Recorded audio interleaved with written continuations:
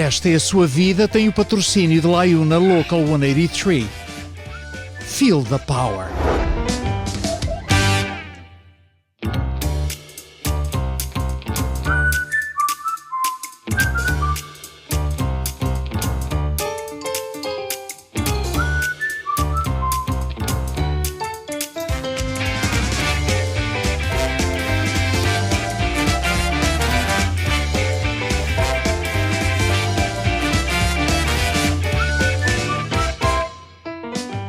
Saudações a todos.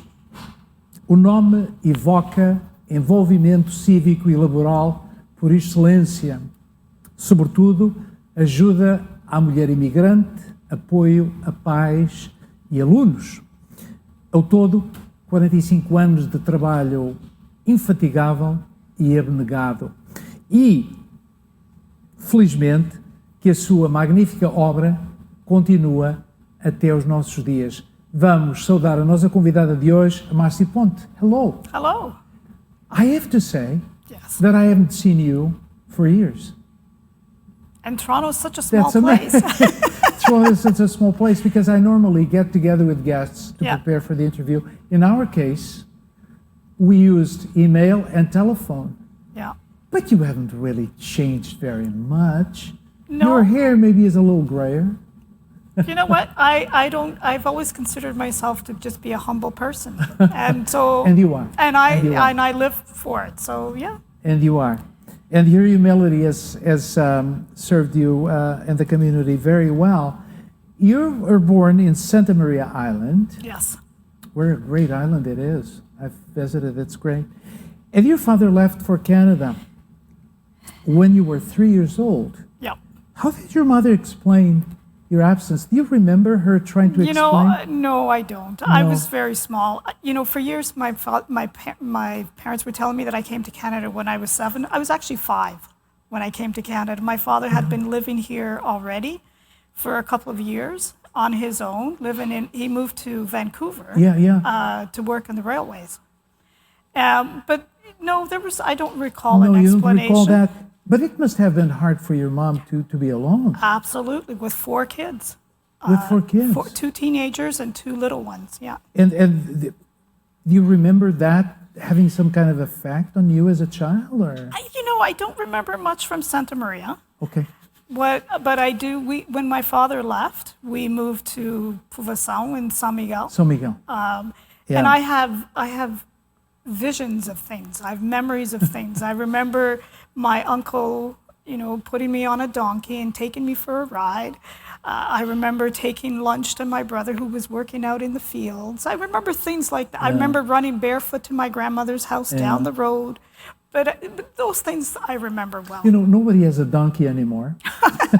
Well, or goes barefoot either. Things have changed a lot. my feet have paid for But it. those are great memories. And they're fabulous memories. They connect me to the country. Did you attend school in São Miguel? No. So when you and your siblings and your mom came to Canada to join your dad, you were how old? 5, 7? I was 6? 5. I was 5 years old when I arrived. Yeah. Now, you told me a story on the Yes. phone that I thought was really funny. Your mom asking you and your sister to get your hair Curled. curled as a preparation for Canada. Well, she told us, my sister is a year and a half older Yeah. than I am, and she told us that Canada was a really cold place to live, and curling our hair was going to help to keep us warm. Yes. And so this is the one thing I do remember very vividly. I still feel that burn in my scalp. Oh, yeah. Yeah. I wonder where that would have come from. I but- have no idea. Yeah. But yeah. But it is a funny story, isn't it? Yeah. Well, I sent you a picture with my hair curly. Yeah. Little was known about Canada. So there were all kinds of misconceptions around the country and the climate and so on. So you arrived in Vancouver, Yes. where your father was working for the railroad, right? Yeah. Now, you didn't know him. How was this first contact? He was a bit of a, I guess he was not a stranger in the sense that your mom probably spoke to you about your Yes, father. yes. But how was it? Well, it was interesting. Vancouver, to tie back to the hair, Yeah. if he was sending messages to my mother, Vancouver was a warmer place than the That's rest of right. Canada, right? But it was she prepped us well to say, we're going to be with Daddy, you're going to see Daddy. And so he was living in a house with a couple of other people. Yeah, yeah. And Other men, right? Other men, Yeah. yeah. And it was very natural. Very natural. Yeah. A new culture, though, a new language. So, but you didn't stay in Vancouver for long. No, we were there for about a year and a half. And then you came to Windsor. No, we went to, No? we took Kingston, Kingston, sorry. Ontario, because my mother's family, That's right. all of her siblings Yeah. live in Kingston. And so we took the via train Yeah. across the country. Yeah. So I have a real passion for via train because it was such an interesting trip. Well, that was the first experience of that kind. Absolutely, Yeah. absolutely. So yeah, we traveled across and we landed in Kingston, where we lived until he died. Yeah. And then my parents had 3 other children Yeah. in Kingston. I was thinking. And you then were- when he died, he left her as a single parent all over again. Yeah, we're going to talk a little bit about that, but going back to the train, Yeah. you were privy to something that a lot of children of your age were not. You kind of had a feel Yeah. of the country Yeah. by just looking outside. Eh? Yeah, and my mother kept saying, don't touch the windows because you never know what's going to happen. She was very nervous, whereas we were Oh, young. We were of just like, course. this is Yeah. was an And coming adventure. from an island, no trains there. No trains. Now, when you came to Vancouver with your parents and siblings, I was reading a little bit of your biographical notes Yep. where you say that this move was against your father's wishes, but he agreed to support your mother. Why was it against your father's wishes? He didn't want to move, eh? He didn't want to move. Just picture it. We went from Santa Maria, where he was working. He worked for Mobil Oil at the airport in Santa Maria. Oh, yeah. Santa Maria was a beautiful place, right? Yeah. Surrounded by ocean, the middle of the ocean, right? He went to Vancouver, which was not so far-fetched. Vancouver Island is surrounded by ocean, Yes, yes, mountains. Some similarities. Some similarities. Yeah. He had made friends. He'd been there for a couple of years, made friends. He had created a bit of a life for himself.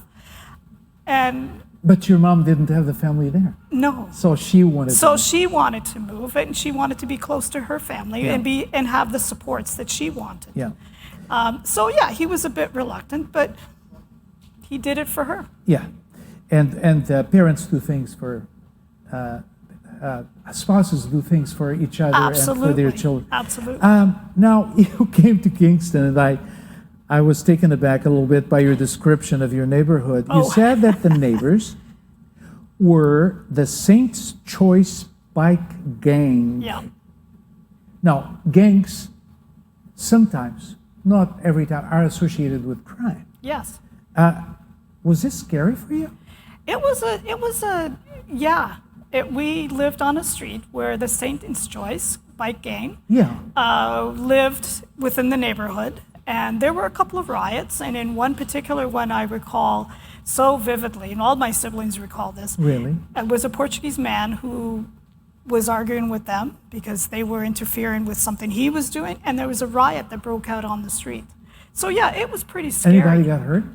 Well, possibly. Possibly, But but- the funny story about that is when I got my honorary doctorate from Yeah. York University, Yeah. after I did this, presented my speech, and we were in a reception, so this man came up to me, and he put his arm around me, and he said, "You grew up on Bay Street in Kingston." And I said, "How did you know that?" And he said, "I was the police chief in Gananoque. Oh. I put a whole bunch of those Satan's Choice in jail." Small world, eh? I was just floored. I thought, holy cow. Yeah. Now,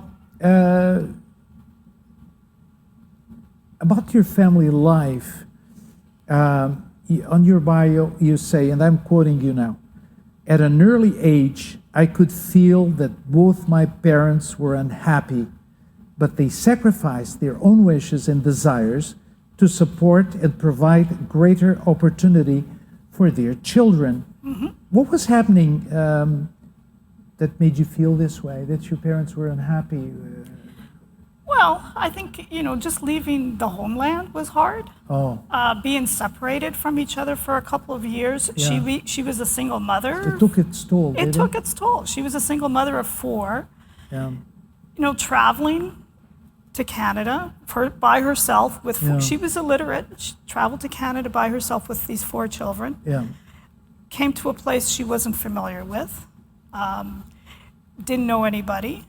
And I think he was very sympathetic to that, and so agreed to move to Kingston. So they both kind of sacrificed a lot to make sure that we were getting what we needed as But children. yeah, they were also, in some perverse way, their unhappiness was an inspiration to you, Absolutely. I think. Well, it's inspired me to do And they're everything. giving up things Yeah. on your behalf. Yep. You already mentioned this, but your father did die suddenly when you were Yeah. just 14. Yeah. How did this happen? Was this an accident? Illness? No, it was a massive heart attack. I actually remember the day he died.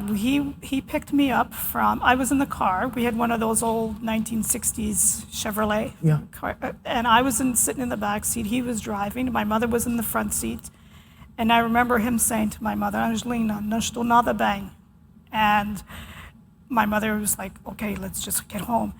We went home. He sat in a chair in the kitchen. And the next thing you know, he was gone off to the hospital and died.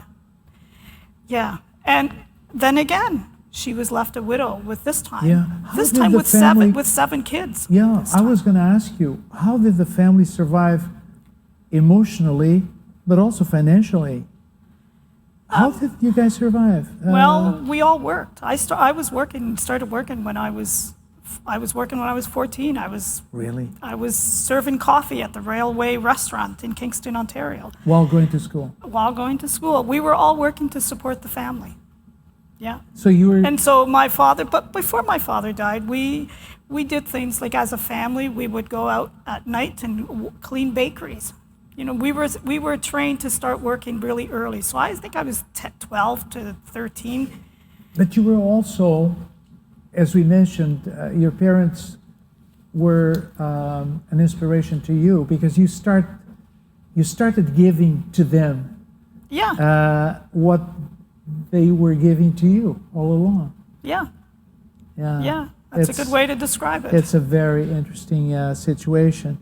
Now, while you were at school in Kingston, there was this very interesting telling story about when you were called to meet with a teacher Oh, yes. along with a small group of other Portuguese students. They told you that you were not ready for the academic stream in high school. Mm-hmm. What else did they tell you? Well, it was very, it's not, streaming is not a new phenomena. It's been going on for a long time. Yeah. And so the teacher basically called a group of us, a small group of Portuguese students, and said, you're not going into the academic stream, which means we would get left behind with all of our friends. Yeah. And then I fought it. I said, my early years of fight, this was the first time I fought for myself. And I said, well, how do I change that? And she said, well, your parents will have to come and talk to us. And we know, but typical response, we know that that's not going to happen. And so I went home and I said to my mother, I need you to come to the school with me. And my mother didn't speak English, was illiterate. But she said, okay, let's go. So we went and sat in the classroom, and I had explained to my mother what was going on. And my mother said to the teacher, we came to Canada to help our children with their lives. And this is not what I want for her. I want what she wants. If she wants to go to this, you have to let her go. And then we sat there. The teacher said nothing. We just sat and waited. And we waited her out until she said, okay, fine, you can go to the academic stream. That was the biggest first lesson of my career. Yeah, you were translating for your mom, though. Yeah. And you were involved in the conversation. Yep. Was this Was this your first political act? Yes, I would say so. Yeah, it was my first political advocacy act for myself. For yourself? For myself. And it taught me a lot. That really, being afraid is not an option. Because if we're going to use an upfront kind of language, they were telling you were not good enough to go to high school. That's right. That's basically it. And they were telling me that and we've seen that happen, Marcy, here in Toronto. It happens every day. Yeah. And she was also telling me that because my parents don't speak English, they're not going to come and talk to me, so don't worry about it, right? And I defied that and said, that's not the case. Good defiance. Now, in life's battles, it is said that, of course, that you win some, you lose some. While at the same school, you kind of lost your Portuguese name. It was changed for you. Well, this is when I started. Not a big thing. No, but it was changed. Well, it was changed. Of was course. It? Yeah. Yeah. When I went to first day, I went to school, and they ask you your name, and I say Marcelina Torres da Ponte, and she looked at me and I had this kind of look on her face, and she said, "Say it again," and I said Marcelina Torres da Ponte, and she said, "Dear, that's too long." And at that time, I was so young, I didn't understand I was 6 years old, I didn't understand. That's right. And the name Marceline is so easy to pronounce. Yeah, it was anglicized to Marcelina. Marcy. It was anglicized to Marcelina, and I never liked that. I liked the Marcelina, the version, the Portuguese version. Yes. But she said that, so, dear, it's too long. Yeah. We're going to call you Marcy Ponte, and that's how I got my name. And it's a great name still. Yeah. Now, when you were 16, you and your family moved to Toronto. Yes. And you attended high school in the evening. So you continued to attend high school in the evenings while working during the day. Yeah. This is the other way around. Yeah. So when my father died, my brother had been living in Toronto. With his first wife in an area of the city called Leaside. Very white, middle class. I actually went for 1 year to Leaside High, where I met Antonio Azeitona. Does that mean it? Oh my God, yes. He and I were the only Portuguese students in the school. His parents registered him there in that school because they wanted him to go to a good school. So I spent a year with Tony Azeitona at Leaside High, and I've reconnected with him since. But then we needed all to support my mother, and so of course, yeah. So I went to school part-time and worked full-time. What kind of work did you do? I worked at Shoppers Drug Mart. Shoppers Drug Mart. Okay. Yeah. You got your pharmaceutical experience there. These were hard times for you. Yeah. Yeah. School, and you, of course, you were growing up. You were no longer a child. You were a young adult. Well, it taught me a lot about commitment to family. Gave me a lot of work ethic. And it also taught me that none of this was about me. It was about the collective we in the family. And ultimately the collective we in the community, because your choice of studies at Centennial College explain why you went into community development. Yeah. Yeah. So it all fits. I was going to ask you that question, why, but now it all fits. Now, at age 19, there was quite a big change in your life.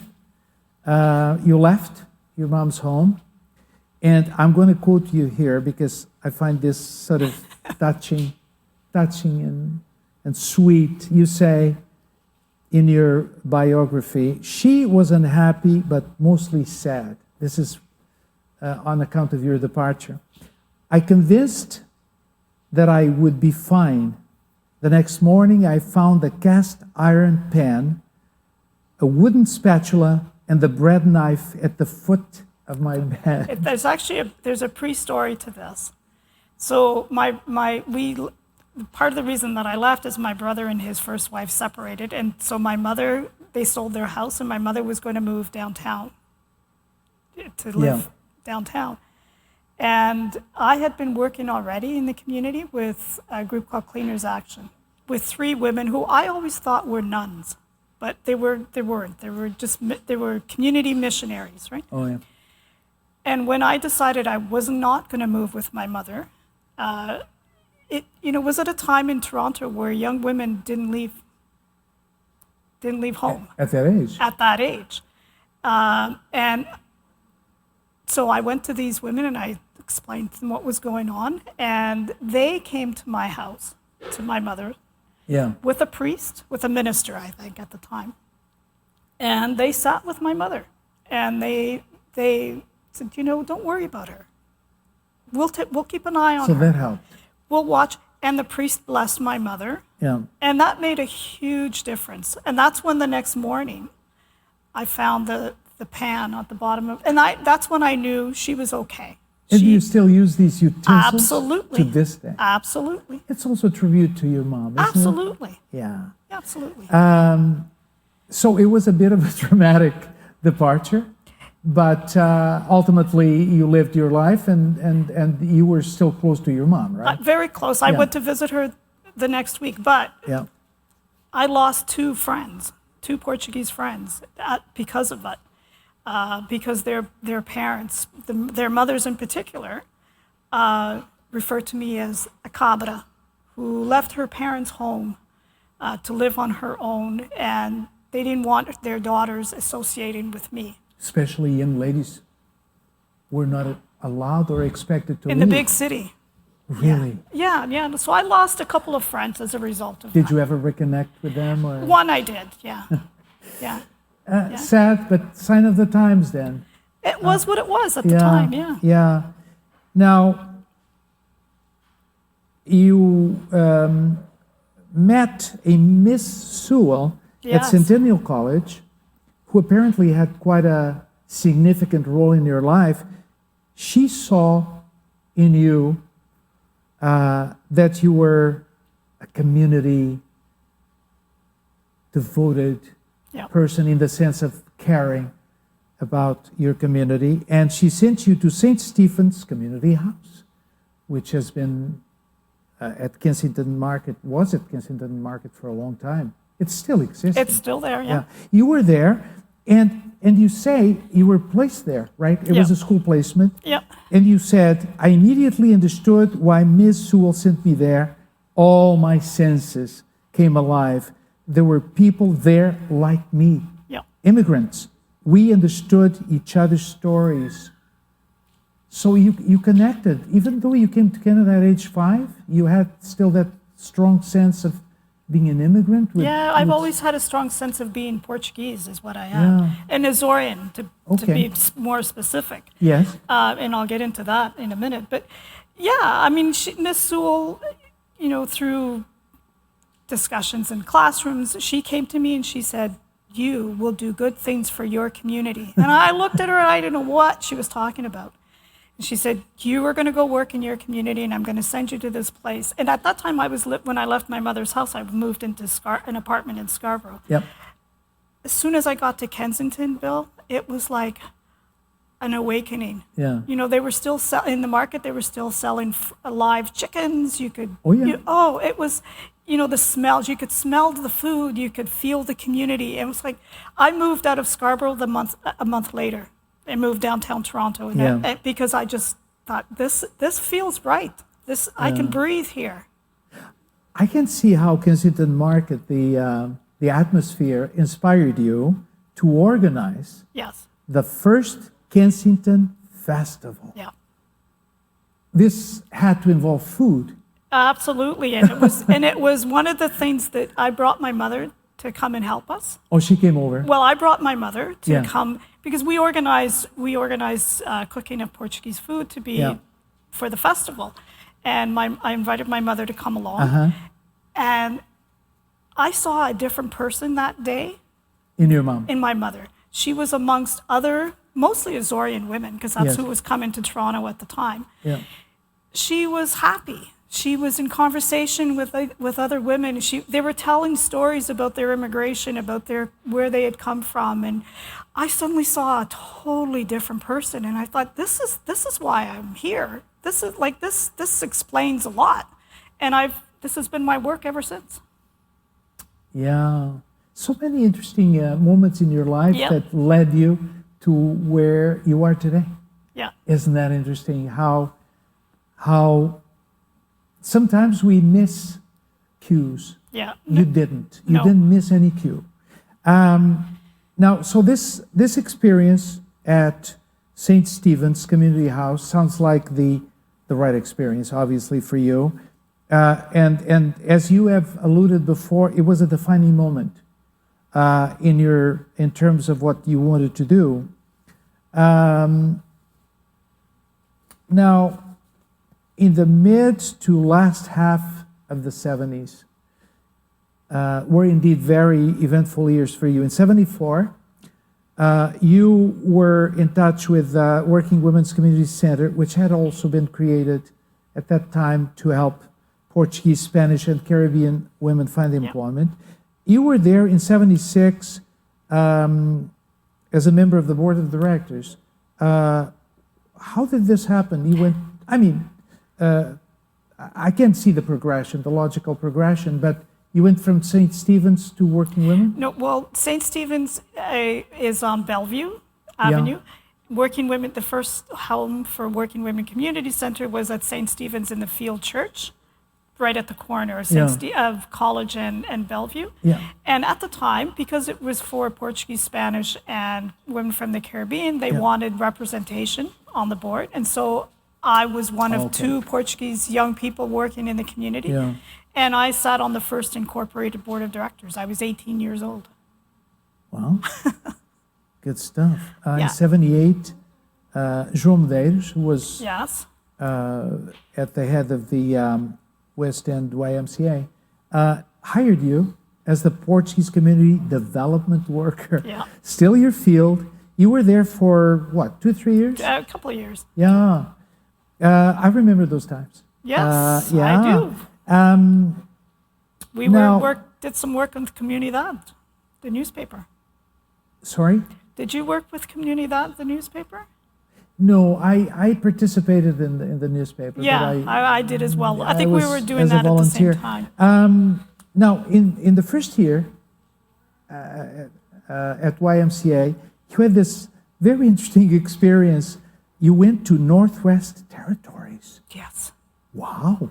Well, the Y got some funding to organize an youth exchange trip with youth from Inuvik in the Northwest Territories. Okay. And they asked me to lead the group. And so we took the first group there. And unfortunately, there was an airline strike. And we decided, well, we're not going to let that stop us. We're going to take the bus. So we took the bus across Canada again to Edmonton and flew from Edmonton to Inuvik.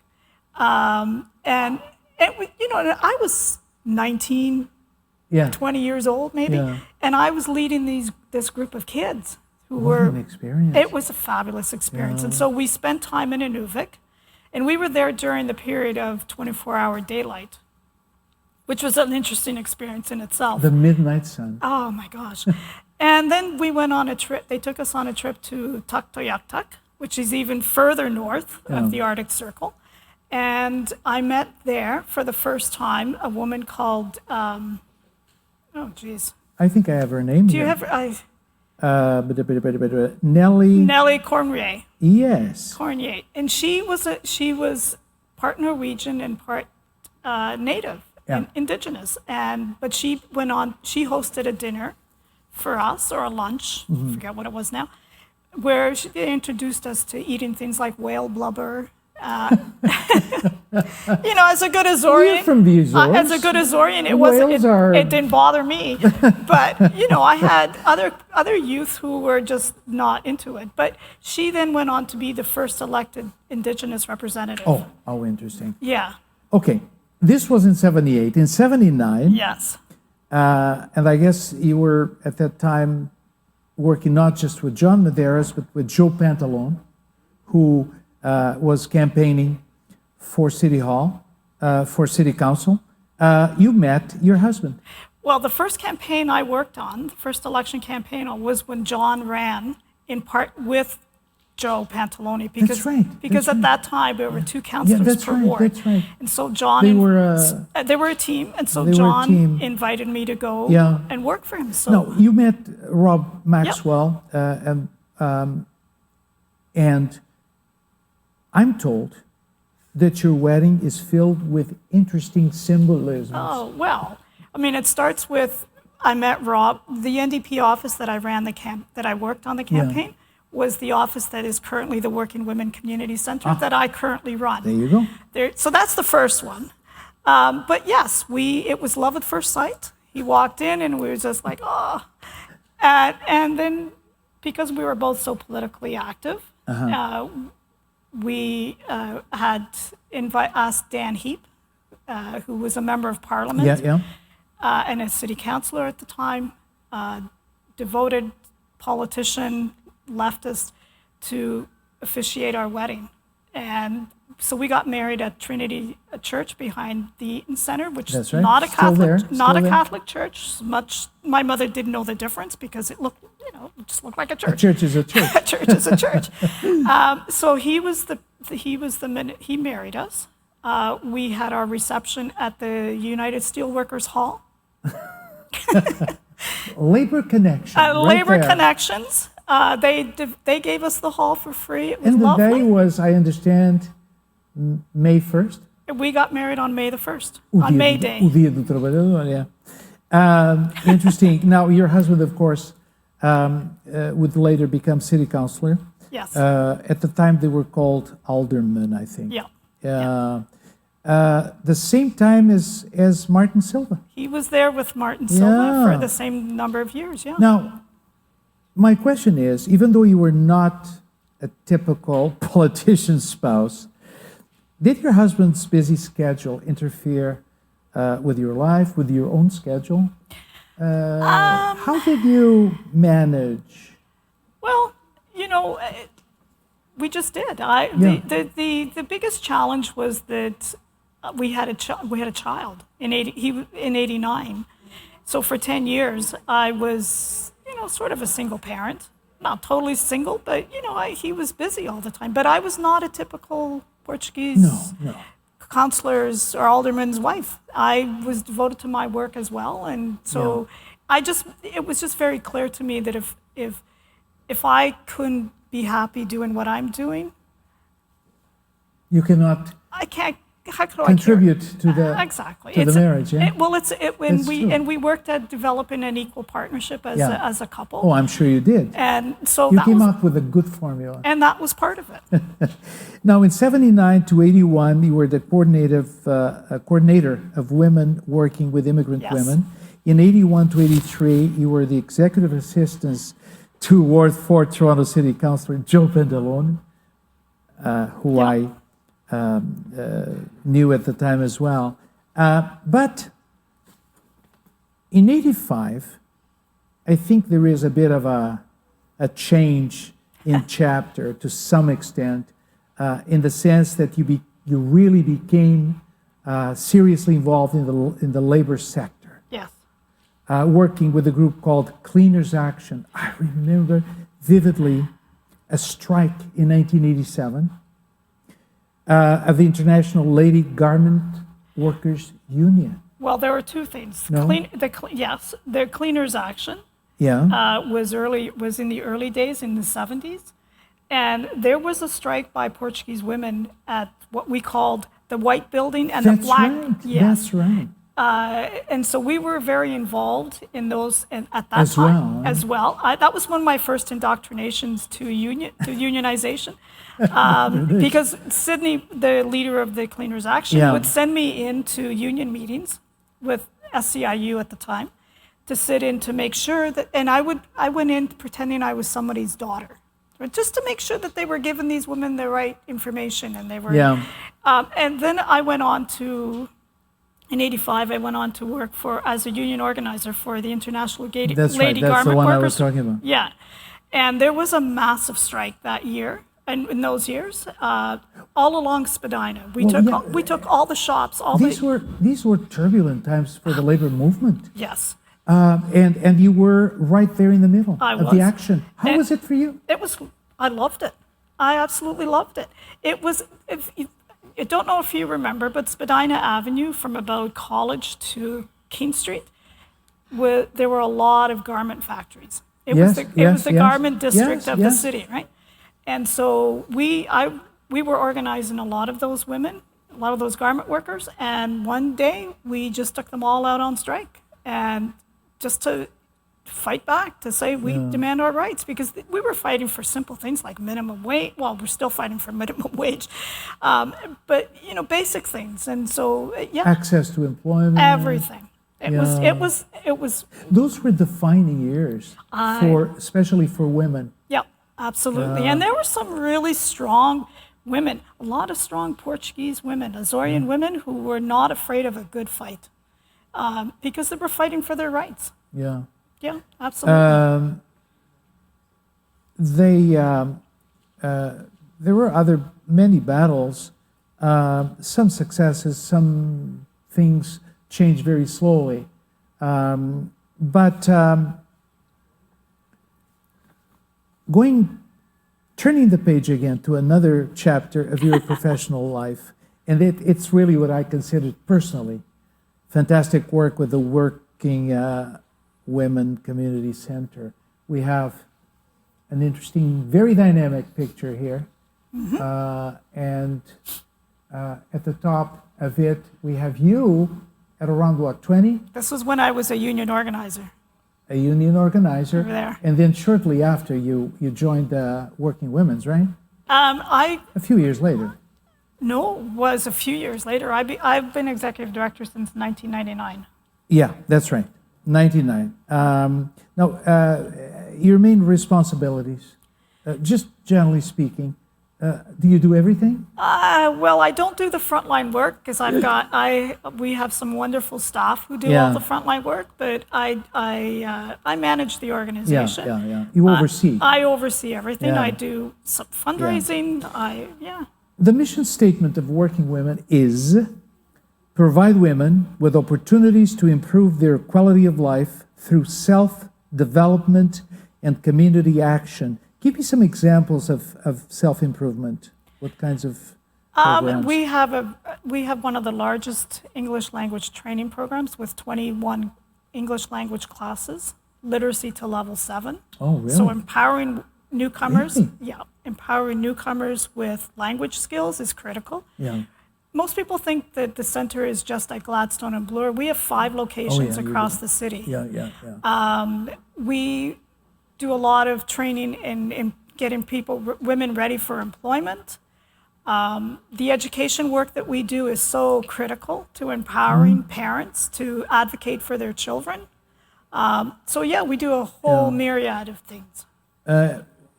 Self-development and community action. Well, a lot of that has to do with being aware of what's going on in their surroundings and how it impacts their lives. We're constantly educating women on issues that are relevant to them. Like if there are issues around healthcare, we work with them to empower them to understand how they can mobilize for themselves. Yeah, you mentioned 5 locations because the growth of the center is impressive.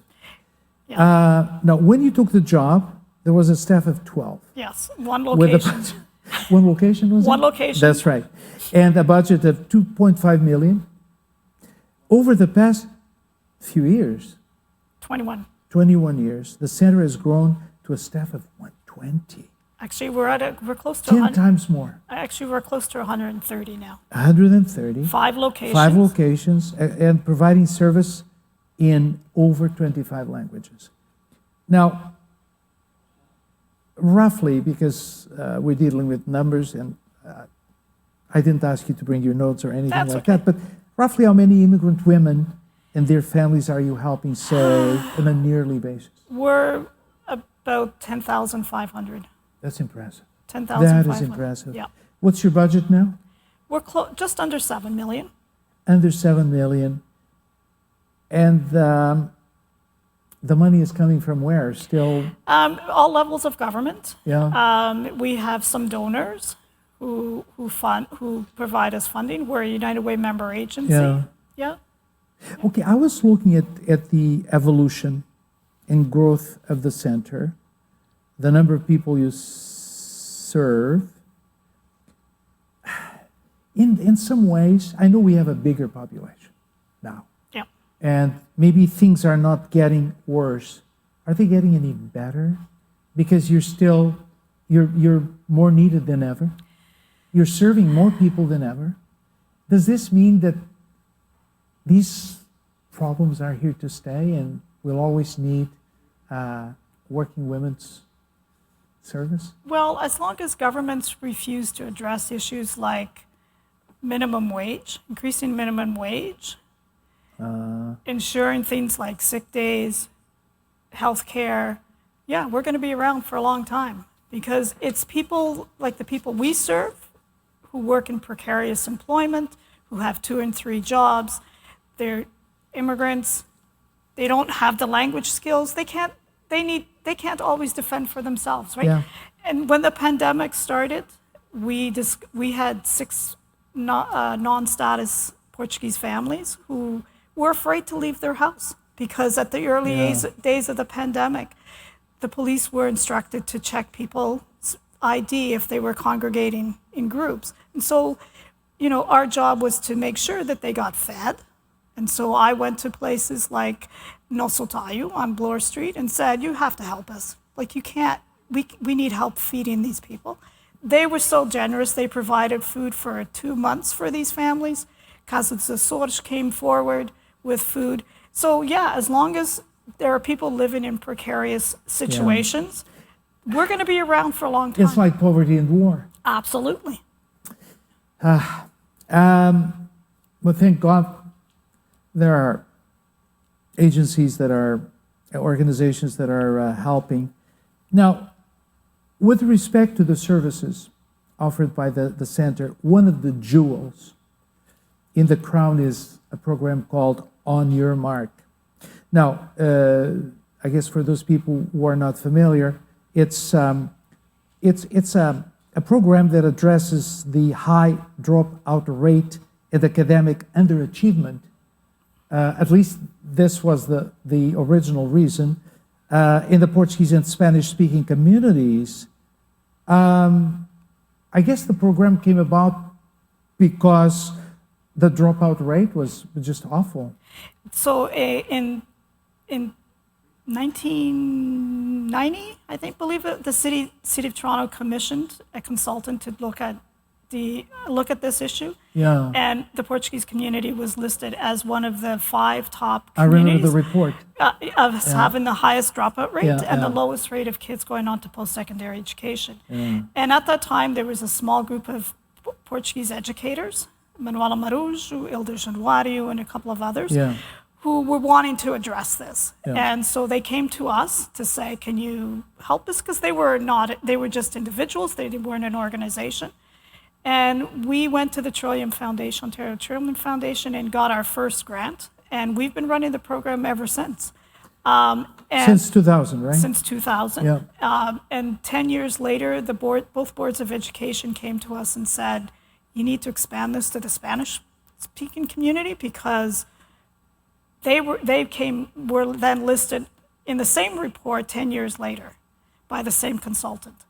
And so we've been running the program for those 2 communities ever since. With some success, no? The Portuguese dropout rate has gone down enormously. The rate of students going on to post-secondary education has increased. Yeah. And to date, about 8 to 10 of our tutors are Portuguese students who were in the program, went off to university, graduated, and have come back to work with us. So I would say, it's had great success. Yeah. All these programs, as you've mentioned, of course, they can only survive if there is financial support. But I think we're living through a time where survival seems to be at its worst. And we hear that there is quite a bit of less support, financial support from some organizations. that they don't want to share. Yeah. So I'm sure one of your challenges is continuing to find support. Absolutely. How are you managing? Well, it's no surprise that what happened to me when I was 6 years old, and the teacher said, "You're not good enough to go here," that this is where we've landed with this program. I'm committed to this program. And so I think it's our duty to make sure that it keeps going. You're still making the rounds asking for money, I basically. make the rounds asking for money. And I have to be honest with you, I have much more success outside of the Portuguese community than I do within the Portuguese community. Why do you think it's that? It's an interesting conversation to be had. I think there's a sense that it's not my responsibility. Yeah. It's not my child. I put my child through university. Why can't these parents do it? The parents don't care. It's not my problem. And I have a strong sense of community. And for me, that's a really disturbing conversation to have with people in my own community who say, well, so the kid's not doing so well. That's his parents' problem. I think, no, it's not. It's a societal problem. But I think, not to labor the point, but I think the community went through a better phase in that sense. And it's almost as if we're going back to primordial times. Yeah. Anyway, we're going to leave it at that. You have, of course, during the course of your public life, met with many interesting people. I think we have one up there. Yeah. But there's been a lot of interesting people. Anybody that comes to mind that made more of an impression on you, or? Oh my goodness. They all did. They all did. I mean, they're different. There's the TV personalities like Paul Gross and Melissa Gurlo, and Nelly Furtado, who I've had the pleasure to meet. Yeah. They're different. Yeah. Right? I've met politicians. Ed Broadbent when he was active in the NDP. So that was always really special to me. Yeah. But they're all different in their own ways. And they make life interesting when you meet people from other areas. Absolutely, and you certainly learn from these people. Yeah. Now, you've been recognized through a variety of awards and recognitions. I'm just going to name a few. Okay. Now, there is this Constance E. Hamilton Award. It's on the status of women. This was in 2006 by the City of Toronto. Professional Excellence Award by the Federation of Portuguese Canadian Business and Professionals. Making a Difference of Women Award. City of Toronto Exemplary Citizen Award. The YMCA Women of Distinction Award. And in 2019, Honorary Doctor of Laws degree by York University. I'm in awe of this. How did this come about? Bill, I've been a very lucky person. And that You've made your luck. Well, I have. I will agree to that. But I've also been surrounded by people who appreciate the work that I do. Mm-hmm. And so I will say this to you in Portuguese. I know this is all in English, but my mother always used to say, "Não somos pessoas de cerimônia," right? So I always take these recognitions as a grain of salt. I'm not ambitious for myself. I am ambitious for the organization. And so, with every one of these awards, when I've had to do my thank yous, it's always been really important for me to say these are recognitions of the work of the organization and of the great people who work there. Yeah. And so the honorary doctorate came to me we work very closely with a professor at York University, Robert Kennedy, who's been doing incredible research on our education work. And he is extremely devoted to On Your Mark. And he put my name forward. Well, that forces me, really, to call you Dr. Marcy Pop from now on. Primeira Suriana. A primeira, açoriana. ainda por cima, ainda por cima. Now, of all things you've done, Yes. and this is a sort of a, I don't know, maybe a simplistic question, but what are you most proud of? If you were to single one, I know you're proud of everything you've done, but is there one that kind of... Well, there are two, actually. I think actually three. I'm very proud of the work that we've done in education because I've seen the impact of what we've achieved. I'm really, really proud of that. Mm-hmm. Because we're not only working with the kids, we're working with the parents to help them develop advocacy skills for their own kids so that they're not afraid to walk into a classroom or talk to a teacher. They're not afraid to go into the principal's office and ask questions. Because that's usually one of the biggest roadblocks is they walk in and the secretary says, no, principal's not here. Well, the principal's sitting right in the office. Mm-hmm. We teach them how to be assertive, to say, this is my child in your school. I want to talk to the principal. So I'm really proud of that work. The advocacy work. Yeah, absolutely. Yeah. Absolutely. So that's one. That's one. My daughters. Oh, yes. I'm very proud of my daughters. Yeah. And you have two daughters. I have two daughters. Natalie, who's 31, lives in Guelph as a social worker. Yeah. And Angela, who, growing up in Kingston, Queen's University was always like, that's a school for the rich kids. Mm-hmm. She graduated from Queen's University, the only one in the family, with a degree in drama. Went off, she graduated, decided, what am I going to do with this? She applied to work in a hostel in Lisbon, got hired, and went to live in Lisbon for a month, almost 2 months. They are both politically very astute. I wonder who progressively left. Very good. So you're proud of them, for sure. I'm proud of the people they've become, the women they've become, because they have great social morals. They're very clear about their politics, and they're firm believers in social justice. And number three? Number three, I'm just proud of having done all the work that I've done because it's all. It all came together, and it all started with my mother. And so I'm really proud of that. And so everything that I've done has been a tribute to her and to the sacrifices that they've made. Including one of your hobbies, which is cooking. I'm sure you learned from your mom.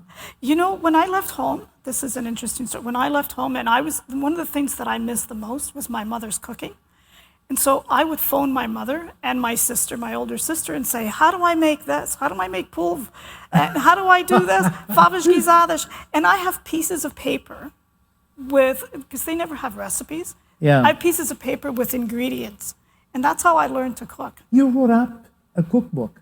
I did. Of Azorian family recipes. Yes, it was a tribute to my mother because I have tons of nieces and nephews.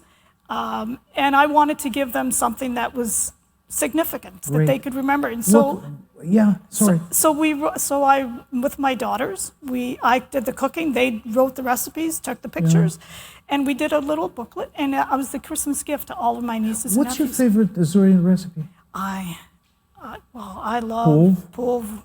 I eat pulv at least once a week. I love it. But I'm a big soup eater because I grew up in a family of 7, and my mother always had a big big pot of soup on the table. So we call it soup with couve, but called verde, right? Sí. Yeah. I love it. Now, you also published 2 books at the center. Yes. Tasting Diversity, which features some 45 immigrant women. Their recipes? Yep. Wow. Well, it was in celebration of our 25th or 30th anniversary, and we featured immigrant women with the stories that they brought with them and a family recipe. You also do some walking. You joined the group? I'm part of the Portuguese walking group. What else? Well, my husband and I have always walked, and we would post, and I would always post on Facebook, and then people would say, "Oh, can we join you?" And so Martin Silva, Antonio Azevedo and his wife. Yeah, yeah, yeah. And a few others, yeah. Everybody's still Yeah. around and walking. And walking. Now, you also have done some traveling, no? Yes. Yes, we've Here and there. well, we've been to London, Amsterdam, Holland, Europe. Europe, through through Europe. Europe. Yeah, yeah. Have you gone back to Santa Maria? Oh yes, a few Yeah. times. Yeah, yeah. And I've discovered when I was there, I discovered someone who lives here in Toronto, who's also from Santa Maria, Yeah. who is connected to my family. I had no idea. When my daughter went to live in Lisbon, we had to get her passport, Portuguese passport. The guy who working at the Portuguese consulate was from Santa Maria. So I've developed a real sense of community in There you Santa go. Maria. Yeah. Now, just one more question. Yes. And this is inevitable to ask you because you're still active Yes. at the Women's Center. When do you plan to retire? Oh, that's So you can do walking well, every all the day. time. Well, my original plan was to retire at the end of this year, but COVID brought, it's kind of put a damper on that. I'm committed to ensuring that the tutoring program is fully funded before I go. Because I'll be damned if someone else will come along and say, well, it's a costly program. It's not actually very costly. But So, one more grand gesture on your part before you leave. You've done just terrific work, and your visit here today was terrific as well. I really, truly appreciated seeing you again after all these years. Yeah. Thank you for coming. Thank you. This has been a pleasure. Thank you very much. Pleasure also mine. And a pleasure being with our viewers. Até à próxima.